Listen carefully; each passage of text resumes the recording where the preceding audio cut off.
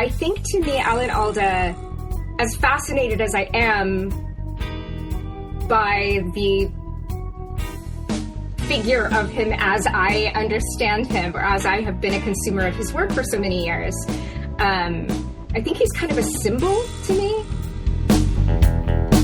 You just heard from this week's guest. I'm Kris Simon, and I'm joined by my partners in crime, David Hyde and Christian Gossett. Welcome to the Superfan Podcast, where the people who make the comics you love talk about the things they love that aren't comics.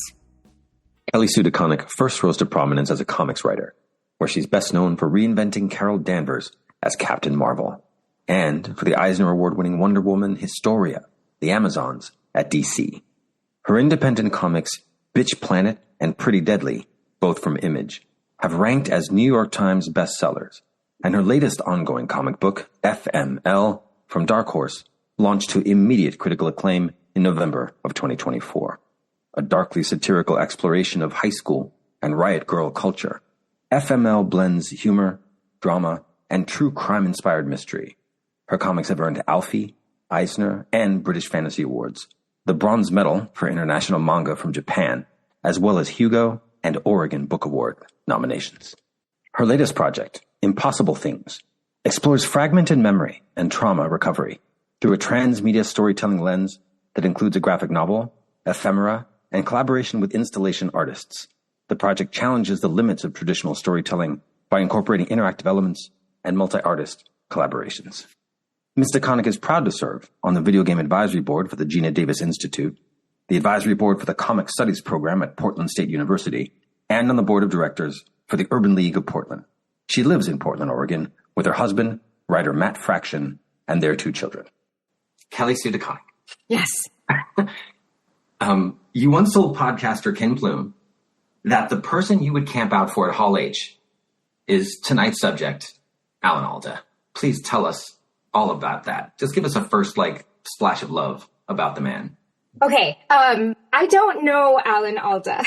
And I think that there's this thing that happens in culture where, we all understand parasocial relationships, but I also think that we're in this moment where we have, and I apologize for taking this to let's talk serious stuff. No, this is the show. This is right out of the gate. Podcast. This is a podcast, right? Okay. Talk about projects. We talk about your love, and you obviously. And I love. Can I tell you something real quick?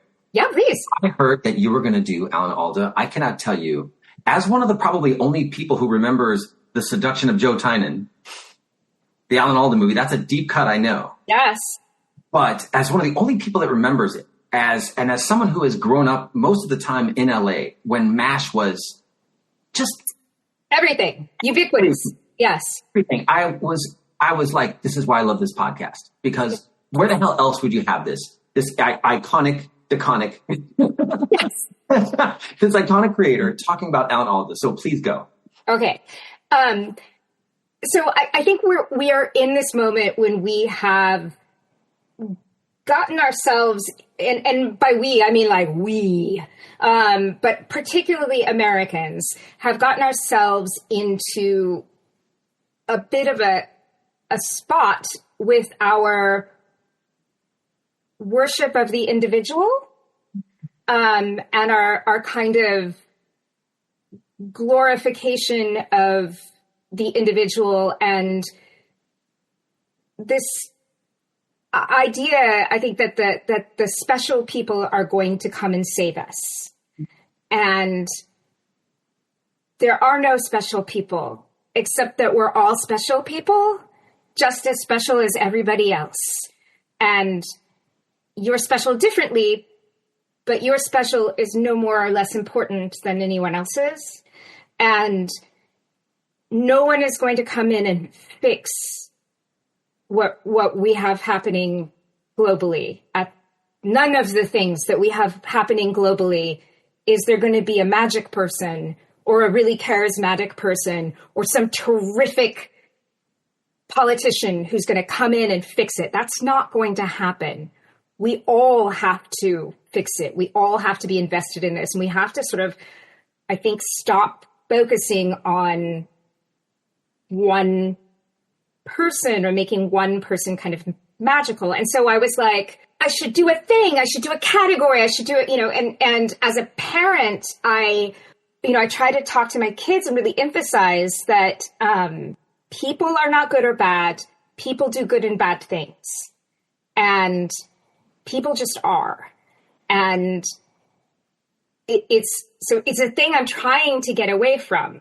And I almost didn't get my knuckle tattoos, which say Alan Alda, although my ring is messing it up here. But there you go. I almost didn't get that done for that reason, right? Because it was like, oh, well, do you want to celebrate one person?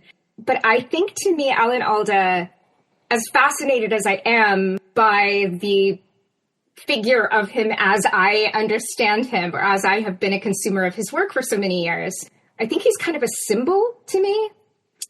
And as much as you can know, we can't know celebrities. We can't even know really each other. We have these ideas that we know each other. I'm in the scale of celebrity, comic book celebrities are like, I don't even know if we have a letter of the alphabet for where we are, right? And yet I will see folks state things about me with absolute certainty that are like wildly untrue. And I know because I was there, I'm me. And so I just want to be kind of careful about that and sort of put that caveat out at the beginning. But then with that said, yeah, I was born in 1970 and I am an Air Force kid, and I lived on Air Force bases growing up, and MASH was ubiquitous, and I'm an only child. I was a latchkey kid, and I kind of feel like I was raised by Hawkeye Pierce. Like I think that's where my moral code came from, to be honest with you. He's a wildly imperfect character and embodies a lot of the things that I value most: compassion and courage. He also became the punching bag for a reaction to a kind of masculinity that came up in the 1970s, right? And he didn't let that stop him. And he won. There's a strength to that. I've been thinking a lot lately about how we don't often talk about masculinity outside of the context of toxicity, right? So where are we leaving space for what's the kind of masculinity that we value and want and need? And there's that archetype of the protector. Hawkeye was that, and I think that Alda also embodied that in a lot of the work that he did and continues to do to this day. Also, he models courage with the kind of confident vulnerability that he has. And I thought there was something kind of funny about getting Alan Alda knuckle tattoos because, it's your knuckles. It's what you see when you make a fist, right? And so, no, I'm championing a kind of strength that comes from compassion and vulnerability, but also I'll sock you in the nose. If it comes down to it, we'll throw down. And also he had the same upbringing as Bob Fosse, basically. His dad was a burlesque guy. No, tell us about that. Isn't that not? Okay, so that to me is just mind-boggling. So I also adore Bob Fosse, but maybe not the most laudable dude. A little more troubled. Yes. Maybe not the positive model of masculinity that we're looking for. But our next guest has Bob Fosse on his knuckles, so we'll talk about man. I think you could do that, actually. Fosse. Yeah, totally could.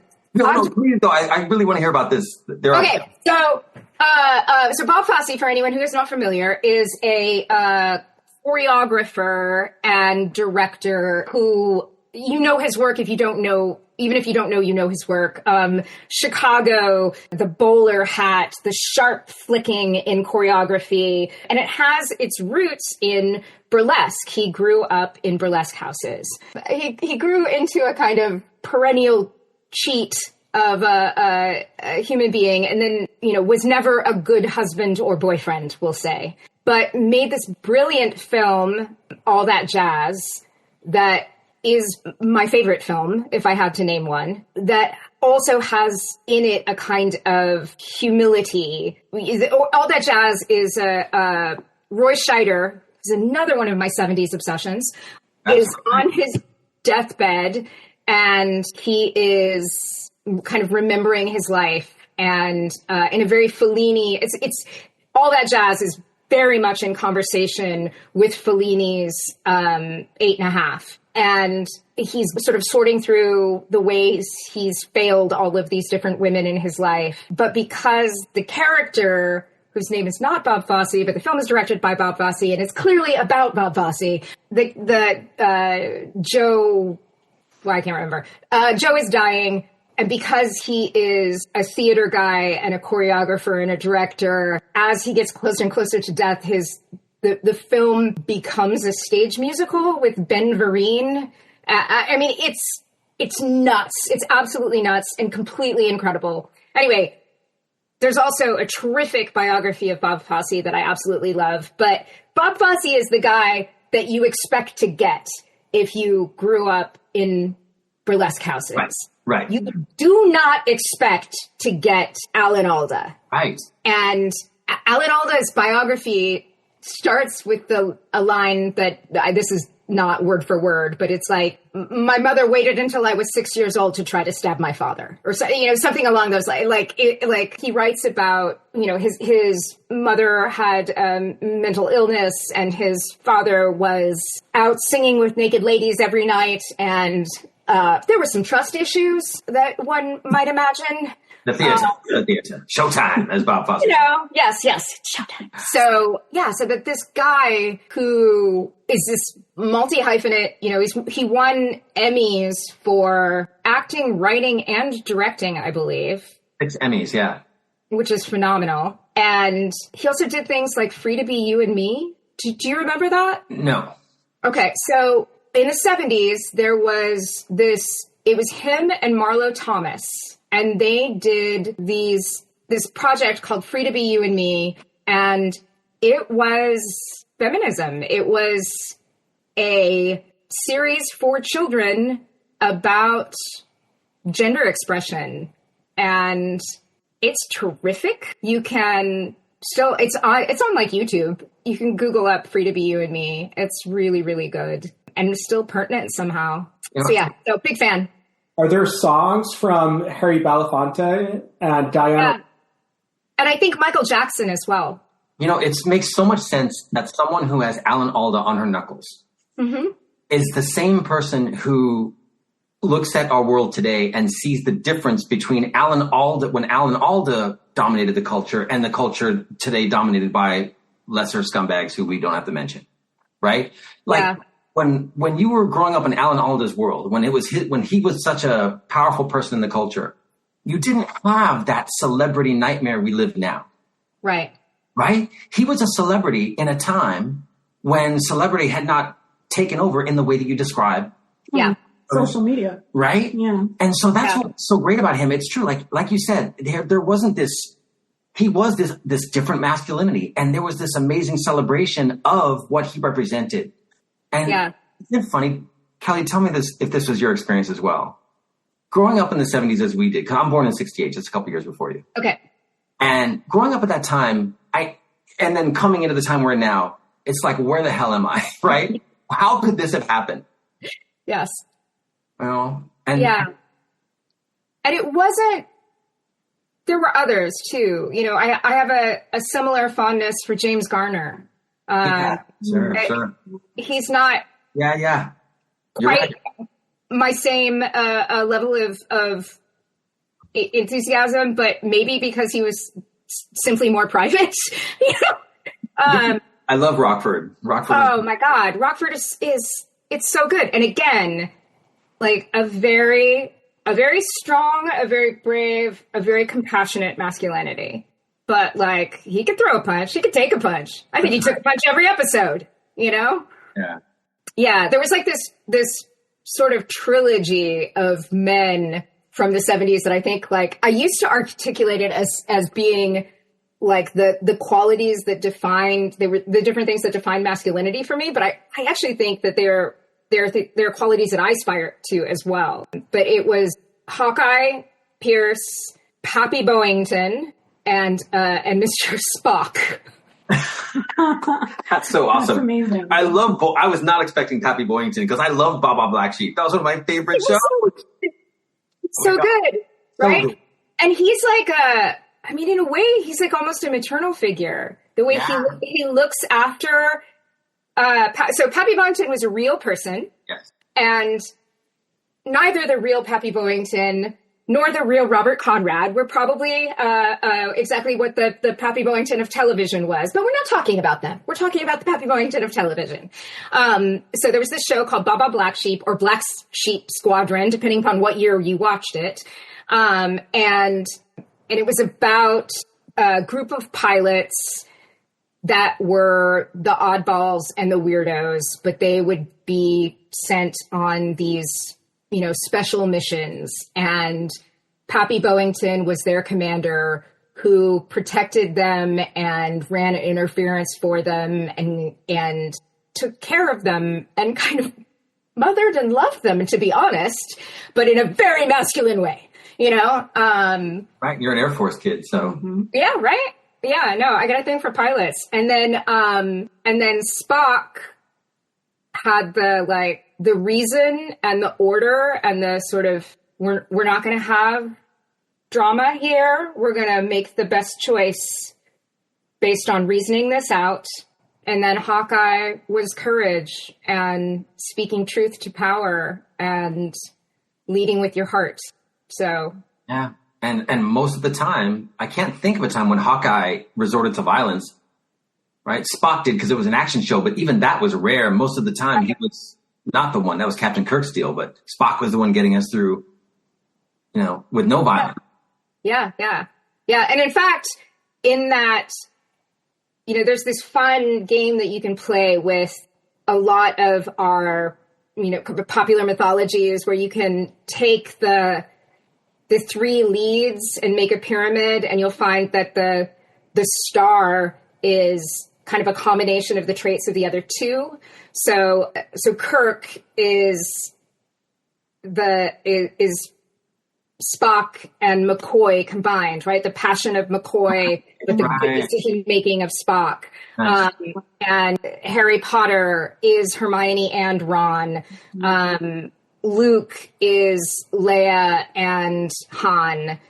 There's that, you can build those triangles. And that was actually a big part of I know we're not talking about comics, but we're not talking about in a different way. But that was a big part of the conversation that I had with Marvel Studios about Carol is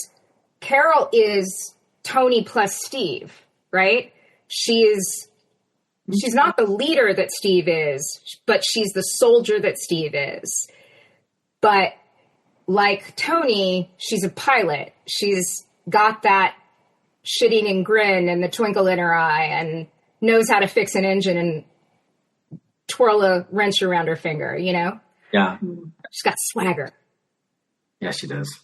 So I'm going to just take a wild stab and say that you probably watched MASH because of Hawkeye, or were you into the show first and then that is what sparked you on to Alan Alda?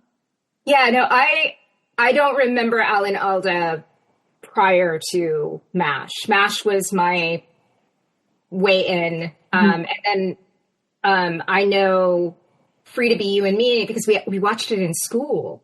So back when school could have opinions. And then another moment that was kind of a big one for me with him was Same Time Next Year.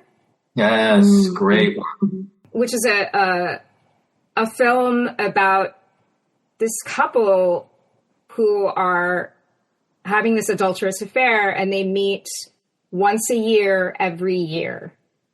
And it was really confusing to me when I saw it, because I had come from a home where there was infidelity, and it was a thing that I judged harshly and still do.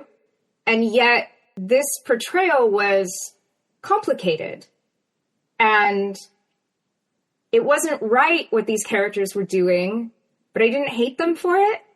There was a kind of love there that was beautiful, and also they were very devoted to their spouses. And it was the first time I remember sort of embracing complexity. And that it really resonated with me, and still does.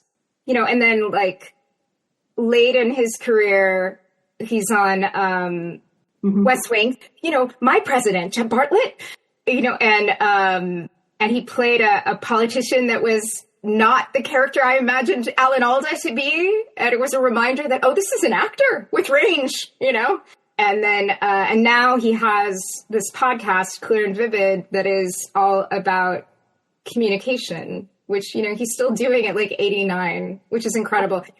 He's also, my family is Italian American, and his family is Italian, very Italian. And he actually was born, I believe, Alfonso or Alphonse.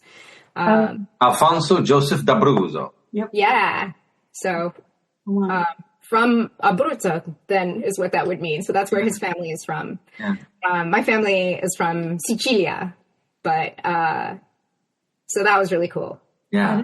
Wow, there's like a lot of connections here of like how he influenced your life, like through his movies and through his roles, and was basically a positive force like in your life that kind of guided you and allowed you to see like the bigger picture sometimes of not just men, but of situations and relationships. And that's really powerful. So I can kind of see like the trajectory of this, like, which is kind of strange when you think about like when you're young and you're on a military base and then a military show comes on and you're like, oh, and little do you know, this is going to change your life. Like it's kind of amazing that way. When I first started working in television, I took a meeting where they were asking me about my favorite TV shows, and like they really wanted you to say something that's on the air right now.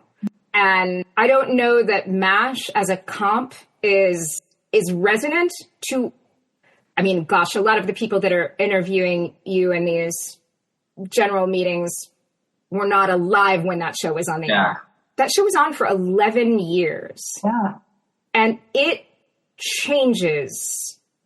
It does like amazing things. Some episodes are straight sitcom.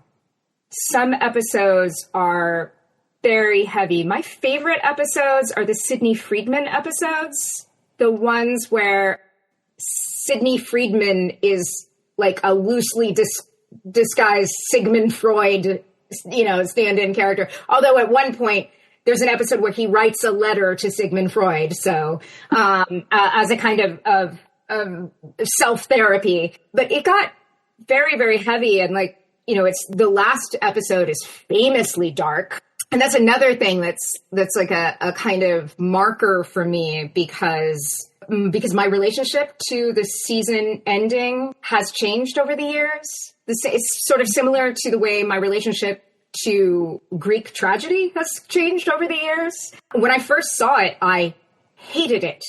And I was super angry that this show that I loved had ended in this way. And now I've come to think of it as brilliant and brave and heartbreaking. Did you watch the show alone or did you watch it with your family? I'm sure I watched it alone. In prepping for this, I felt like maybe a third of my memories of being in my grandmother's living room, MASH was on. Yeah. Right? And so like I realized it's selective memory, or I was probably there on like, a certain day of the week or something. But it was that like ubiquitous. It was in syndication. So you could watch it and then later watch more of it. Yeah, that's right. And then once we got into cable, I mean, I'm sure it's on right now somewhere on, one of our cable channels. Have you rewatched it a lot? I haven't. I think about it a lot, but I haven't gone back, I don't think, and rewatched it. I'm trying to convince my daughter to watch it, and I'm not having any luck. Have you tried watching it with her? I mean, that's the thing is like, hey, we'll watch this together. She likes to watch show. Like, I tried to get her to watch Freaks and Geeks, and she was like, no, there's not enough of them. And I was like, well, let me introduce you to my friend MASH. Because there are 11 seasons, and this was back when a season was a season. There's like 26 episodes a season sometimes. And so she just like hard knows it right now. She's 15. So it's a good time to hard know things your parents suggest. But I'll get her eventually. Yeah. Watch a lot of shows as a family. She and Matt watch things together more often than we watch things as a family. We watch like Taskmaster as a family. We watched WandaVision as a family, Loki. Matt and T watched Yellow Jackets, and I was jealous but didn't have time, so I would listen to podcasts about Yellow Jackets so I could participate in conversations. And then she watches Dropout television, like mainlines it, as well as things like she loves The Good Place, Brooklyn Nine-Nine. I think she's seen all of Brooklyn Nine-Nine multiple times. Like she likes to watch the same things over and over again. Hey, Kris, did you know that today's episode of the Superfan Podcast is brought to us by Mary Tyler Moore action figures? Yes, I did. You're always finishing my sentences. Mary Tyler Moore action figures. Mary Tyler Moore action figures. Mary Tyler Moore! Eisner Award-nominated cartoonist Dave Baker's mind-bending graphic novel, Mary Tyler Moore is equal parts sweeping action-adventure graphic novel and dystopian detective story that weaves back and forth between worlds, touching on everything from corporate personhood to mutant sharkmen to the meaning of fandom and reality itself. It's a show you don't remember and a book you won't forget. Mary Tyler Moore Sprinter action figures are available at the finest toy stores everywhere. Mary Tyler Moore the action. Mary Tyler Moore the action figures. I'm gonna get that! Welcome back to the Superfan Podcast. With today's guest, Kelly Sue DeConnick.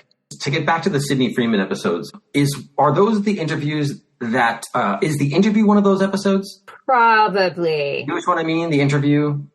Yeah, I have to look up the names of. Oh, if I use my phone, I'll hold on. Go for it. Yeah, let's see. What are the names of the Sidney Freeman episodes? For the sake of David and Kris, the interview was this amazing episode where they actually interviewed the characters, and I remember that. Yeah, and it's incredible. It's a lot of people's favorite episode of MASH. Is it relatively late in the show? I believe so. I believe he really had some serious tenure with these characters, and so they just sat him down and talked to him.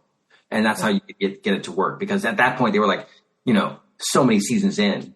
And this it wasn't a recap show, right? No. This was not a clip show. This was really like you're getting inside the characters like I don't think anybody had ever gotten an inside television characters ever before. Yeah, I remember that. That was really cool. Yeah, it was really, really interesting. And you were just like, thank goodness. That break in the monotony was so, not that there was monotony because it was a great show, but it was a real break in a show that we'd seen a lot of. Yeah. It's very different. Yeah. That's not the name of one of his episodes, okay. but I'm wondering if that is nonetheless. I'm not 100% sure it's called The Interview either. It's the 97th episode. Okay. And the final episode of the 4th season. Oh, it was a finale.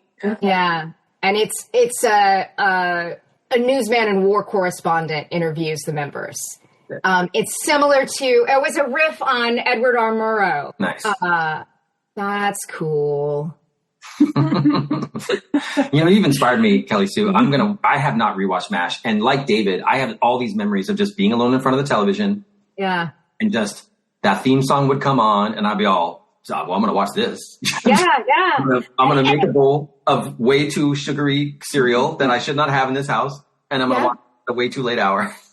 Yeah. No, I mean, I'm tempted to do it as well. I know we have the whole, although, I mean, I don't know why we do, but we have the DVD set. But I'm sure there's some place we could stream it more easily. Hard Me is great, though. Hard Me is great. Yeah, but I love that. I think the Sidney Freedman's episodes are my favorite because they're so theatrical. Mm. They really feel like almost like stage productions. They're not it was one of the times when they would still be funny, but they would kind of, when he was there, we would go a little bit into a liminal space and they could do things like have narration, and I just loved that. I think that show was so incredibly innovative. And then when Henry Blake dies, that episode made people angry because first of all, it's like a regular comedy right up until he's dead. Mm-hmm. And so it hits you out of nowhere. No one saw it coming. And he's this incredibly beloved figure. And shows had not done that. They would either recast or write the character off in some amicable, peaceful way. But it's a war story.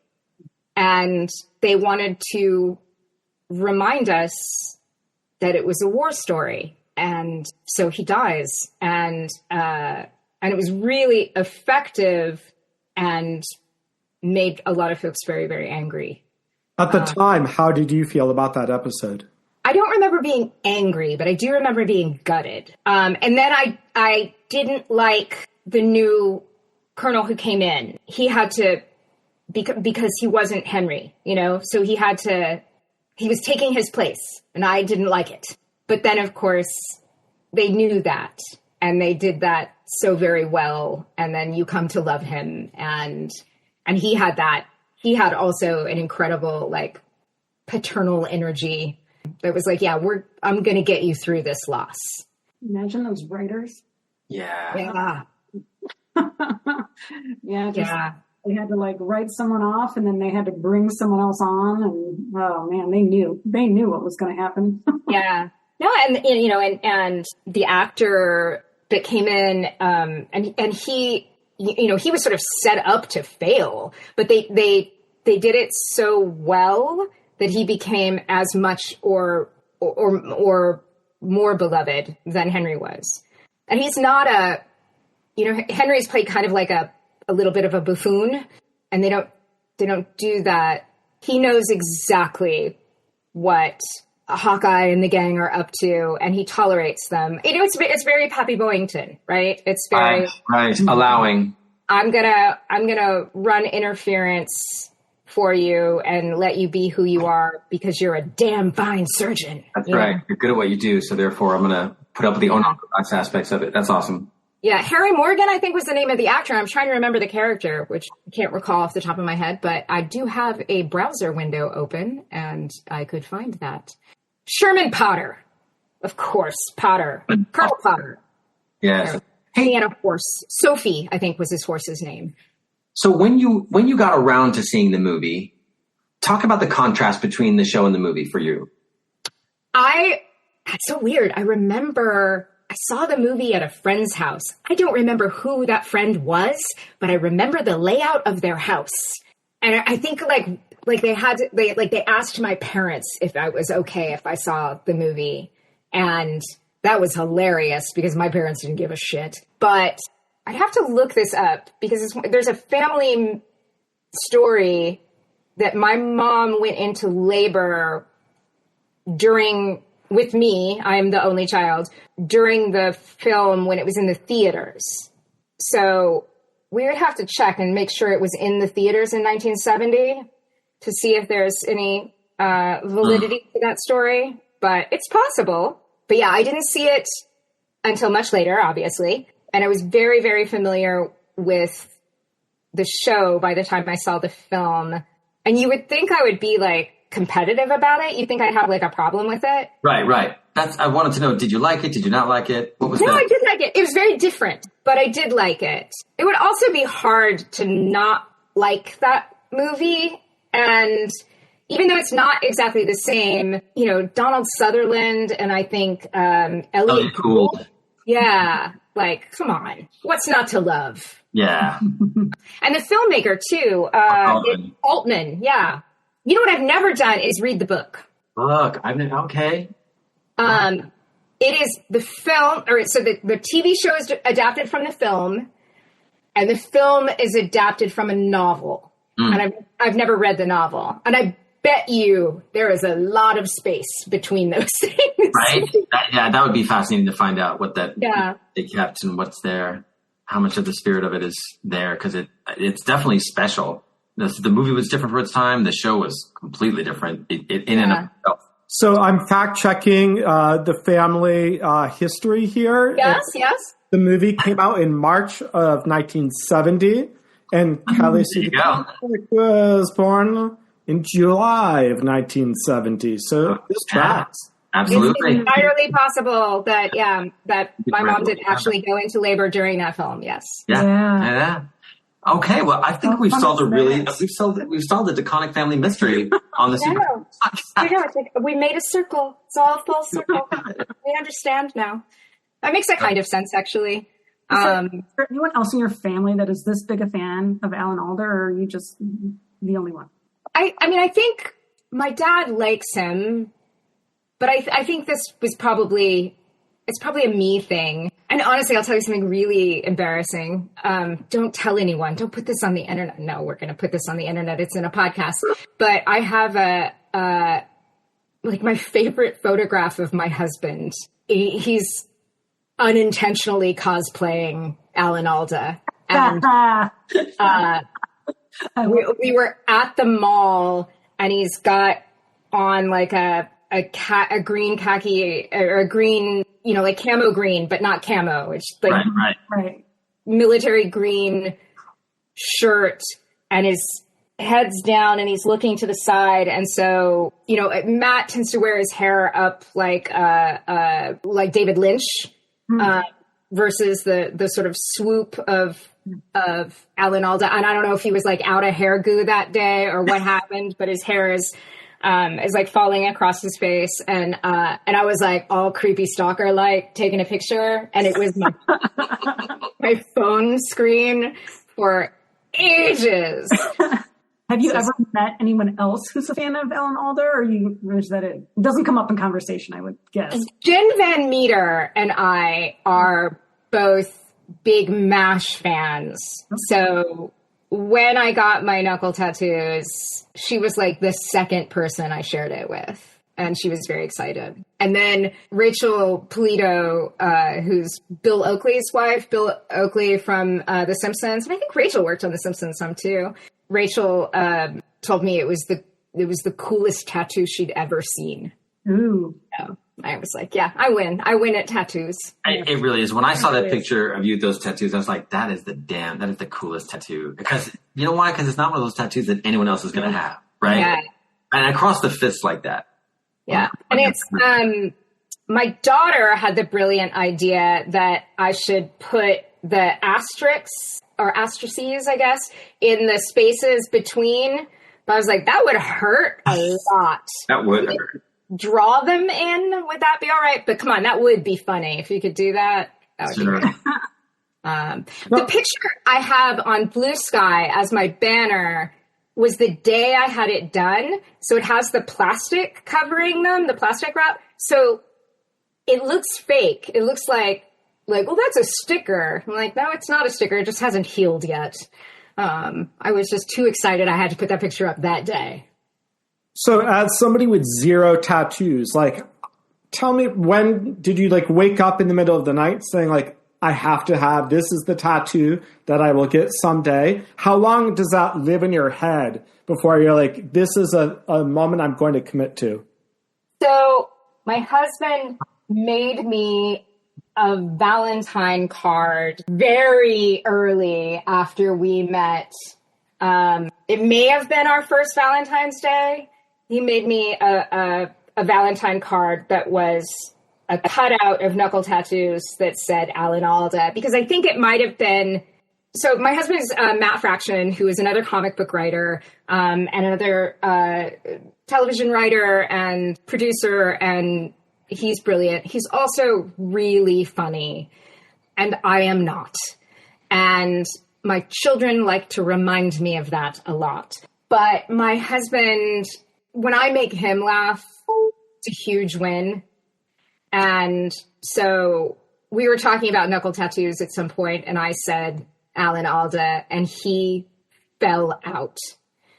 And so he made me this card that was knuckle tattoo, that was knuckles like this, and said Alan Alda. And then the joke of the card was, because he's funnier than I am, that when you opened it, you did that. So who wants to explain the visual joke? We'll tell people to go to the show notes. Okay. If you need a little help with that one. Yes. There's a great visual gag there that, trust us. Yeah. Yes. So, so then it became like a dare. Like, I'm going to do it at some point. I'm going to do that. And when I was getting some work done on a tattoo on my calf that's like a family portrait, my daughter was like, you should do that, the Alan Alda. You should do the Alan Alda. And she was coming to sit with me while I was getting the legwork done. And so it was like, all right, let's do it. And we'll keep it a secret. Don't tell Dad. And came home and he did not notice. I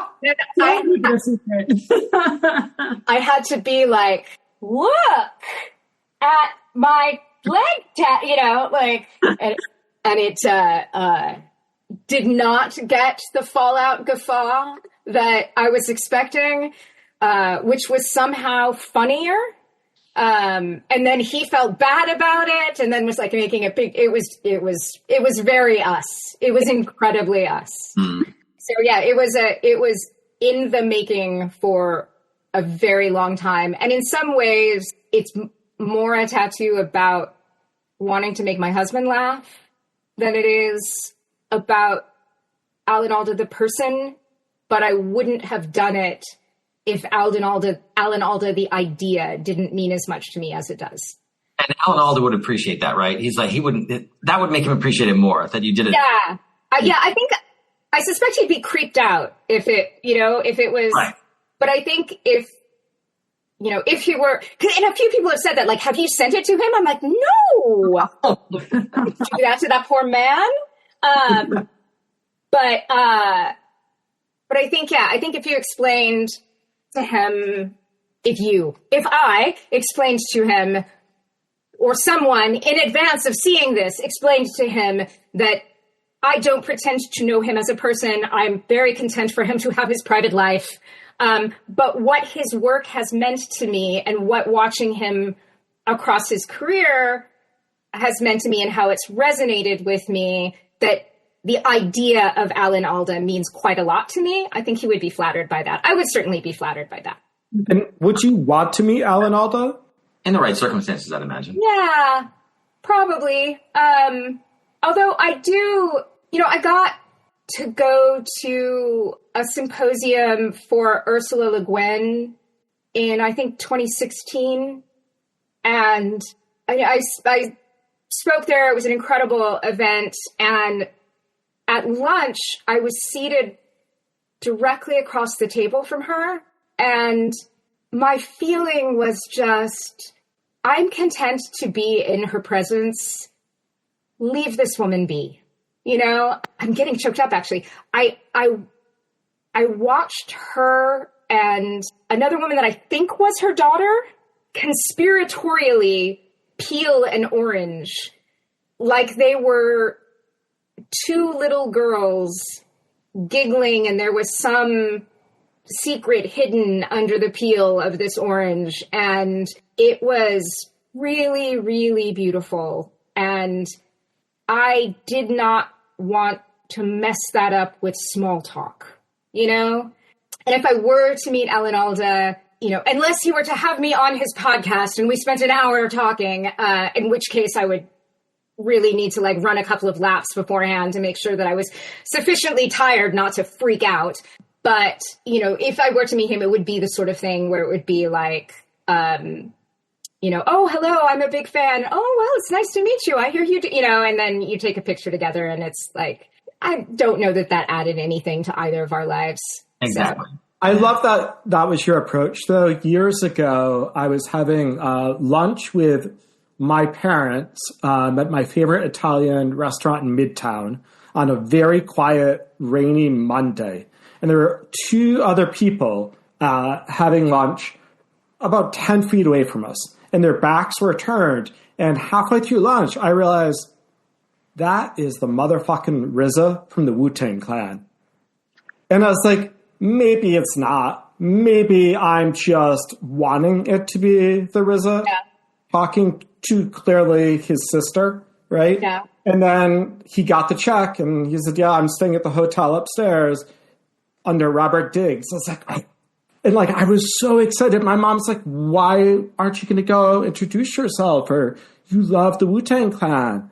I was like, because he's having brunch with his sister. Like, I'm very content with my relationship with the Wu-Tang Clan and the RZA. I'm very appreciative. But because of that, I'm not going to go and bother the man while he's having brunch. Yeah. And, you know, like, again, with the alphabet of celebrity, right? My relationship to celebrity is nothing compared to, I am very fortunate. I've never had anything but lovely interactions with people who have stopped me to say that they recognize me or know my work. Hilariously, it happens 100% of the time that we're at IKEA. So the Venn diagram of people who read comics and therefore have to buy their furniture at IKEA is a perfect circle because my husband and I, every single time we go to IKEA, we get made, which is really funny to me. It's not just you. Yeah. Every interaction that we've ever had like that has been incredibly pleasant. And I think a lot of that is the readers, right? Like nobody thinks they're going to make a buck off of a picture of us, right? Or anything like that. So there are people, and they'll usually, if our kids are there, they'll like, you know, I know you're having family time. I don't want to interrupt, but I just wanted you to know I love your work. Thank you. And, you know, and you're like, no, it's great. Thank you. Like my kids also are familiar with, you know, like it's not an issue for us. So I don't want to, send that as a message to anyone who may have stopped us in the past or taken a picture or something to feel that they were interrupting, because they're not, they're lovely. But when you are someone like RZA or Alan Alda, when your entire life is about being a very famous person, I think that's a really different thing.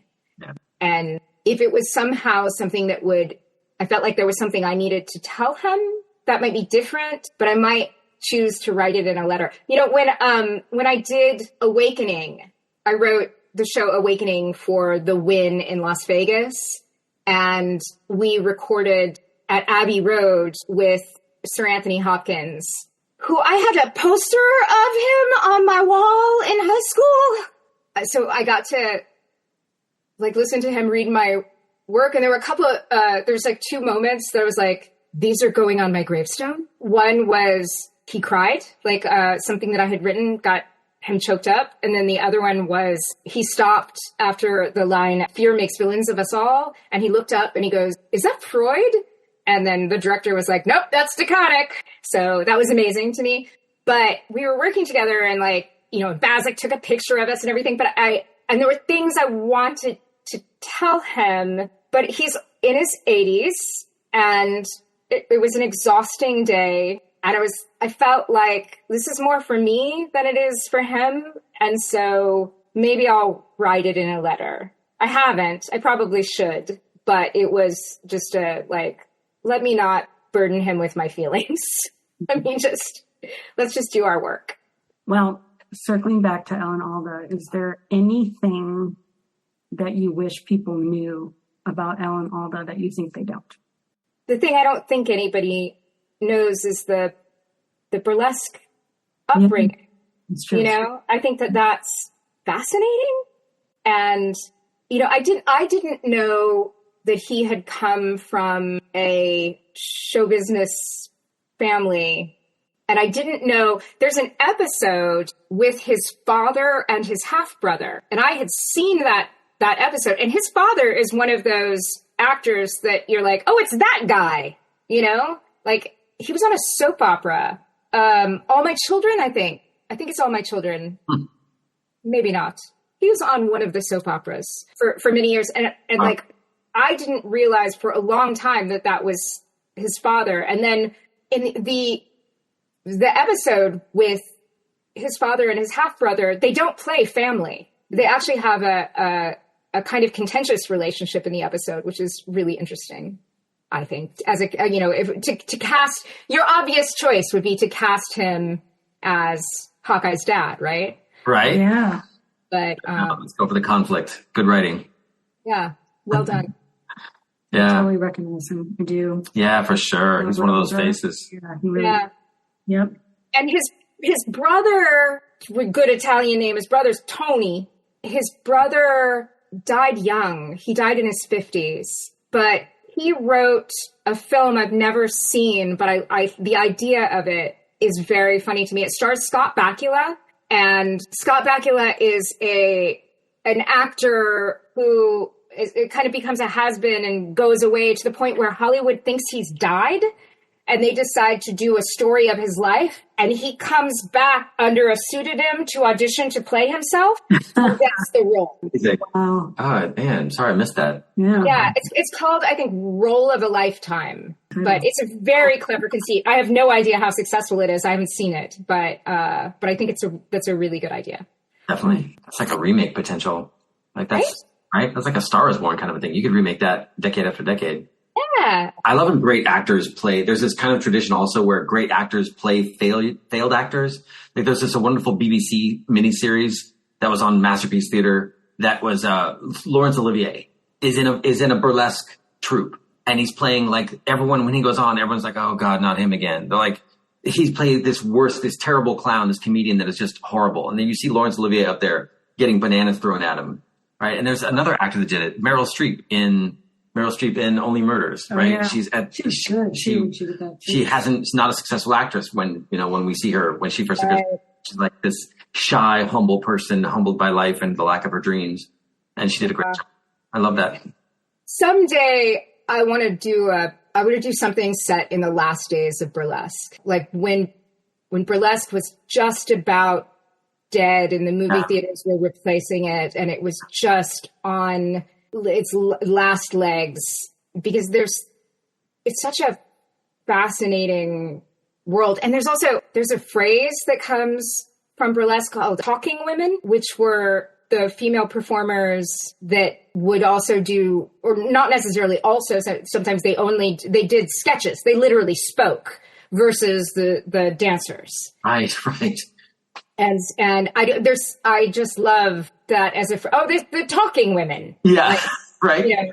Well, we've got a juggler and 3 dancers, and we've got the handsome guy that sings while the other woman strips, and then we've got 2 talking women. They're really something else. Yeah, you can hear them and everything. Wow, really? I think you should interview Alan Alda for this project that you're going to make, right? Yeah, don't sleep on it. Write it now while he can be a part of it. There you go. Because on your off time. So many things I want to do. Yes. Yeah, I'm very fortunate that I have more work than I can juggle right now, but there's nothing that I don't want to do. There's nothing that I'm not really interested in, but I'm also very, very tired. Yes. And it feels like such a like, oh, I really need to be grateful. But I also maybe need to think about some of my choices going forward. I think the perfect tonic will be a soothing conversation with Alda. And, all I can say is you are the first guest on this podcast who has not met the person that they spoke about. Oh, really? So you may manifest this. All right. What could happen? This is so name droppy, but when Camille Nanjiani and Emily Gordon were in town, we went out with them after Camille's show. And at some point during the hang, he was like, I'm sorry, excuse me, do you have Alan Alda on your hands? And I was like, yeah. He was like, have you met him? And I was like, no. And like for a split second, I was like a little bit afraid, like bring up, like ladies and gentlemen. Here's Alan Alda. Yeah. I was like, no. I wish I could tell you that he was sitting in on the Zoom the whole time. Right. He was about to turn his camera. Kelly Sue DeConnick. Come on, Aaron. There we go. He is a podcaster. Yeah, totally. And there's an episode of Clear and Vivid too where he does like a MASH reunion, and like Jamie Farr is there, and Mike Farrell and Loretta Swit, and that's awesome. Gary Berghoff, Radar. Mike Farrell's daughter, one of Mike Farrell's daughter was in yearbook with me in 8th grade. Aww, Yeah. that's cool. He was great. He was a really cool person. Yeah, he's supposed to be really nice and like a tremendous director too, I think. Mm. Well, thank you so much for joining us. This has been amazing. Yes. I really have. Yes, thank you. It's so fun. Thank you for having me. Go spend some time with your family. Go watch an episode of MASH with your daughter. So wonderful to meet you, Kelly Sue. Yes. Thank you. It was so lovely to meet you as well. Thank you, friends. It was Yes. a pleasure. Have a good one. I really like how with Mark and Billy Joel, with Kelly Sue and Alan Alda, there's this connection between those people and their creativity, and it isn't about the who the person actually is. It's about this effect that their work has on them. Which, I noticed that, and I was kind of clocking it as she was talking, because for me, we wrote this whole thing about how this is what feeds creativity, right? Like people's passions are what gives them the energy and to like think of new things and whatever. Yeah. And it's a total, like for every single guest thus far, it has been the creative well that gets refilled are these things. Yeah. Like for her, like Alan Alda, like it formed her whole life. And I love that she pointed out, she's like, this is not hero worship. Right. It's not hero worship. It's just, it's this influence. It's symbolism. influence. And it's this kind of masculinity that has completely been just trod upon, right? It's like we live in this age that is so far away from that Alan Alda masculinity, right? We live in this post Schwarzenegger kind of age, this post Gulf War age where it's like, and we're in this current age we're in, it's all muscular and stupid and toxic. And I was bringing up like the writers, like the writers have just as much of an influence as Alan Alda because he was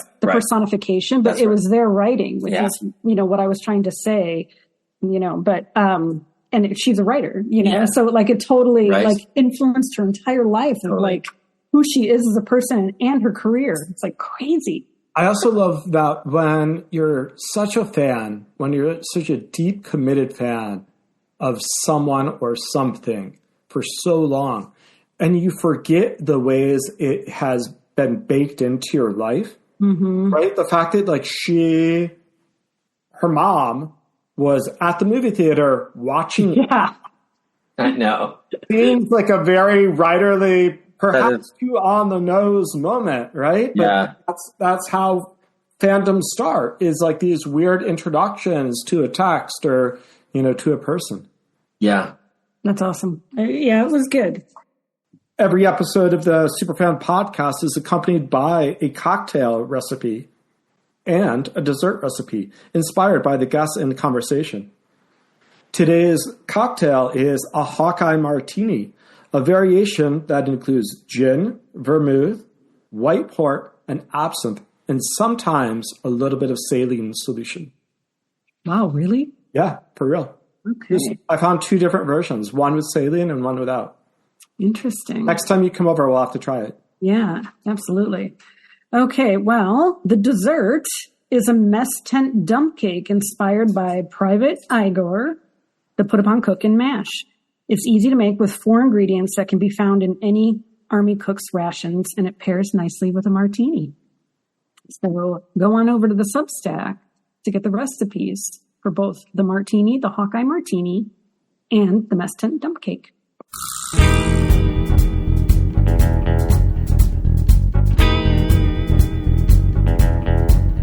The Superfan Podcast is a production of Superfan Media. This episode was edited by Bryant Dillon with production help by Fanbase Press, who is a title sponsor of Season 1. The Superfan Podcast logo is designed by Criswell Lappin, whose design work can be seen at criswelllappin.com. The theme song was written by friend of the podcast Dan Schulman and performed by Low in the Shag. And now, a word about our sponsors. Fanbase Press is the title sponsor of Season 1 of the Superfan Podcast. Media award-winning and an Eisner and Harvey Awards-nominated comic book publisher and geek culture website, Fanbase Press produces new and distinctive works, as well as daily reviews, interviews, and podcasts that span the pop culture spectrum and give voice to the themes, ideals, and people that make geekdom so exceptional.